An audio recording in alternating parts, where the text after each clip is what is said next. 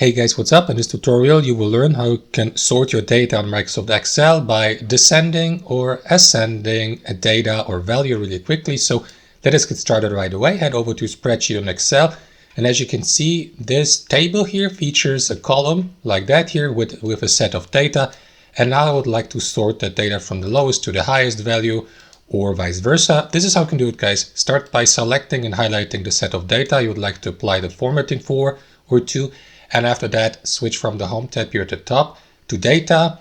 And after that, head over to the Sort and Filter section here and click on Sort here.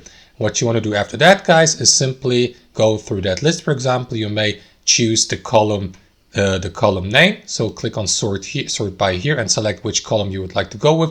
Not with that one, but in this case here with that one, which is the contribution column. After that, select also the cell values or cell color if you'd like to sort, for example, on cell color. But in this case here, we're going to go after these values. So select cell values, and after that, select your order from descending or from smallest to largest, which would be ascending, and largest to smallest would be descending that way.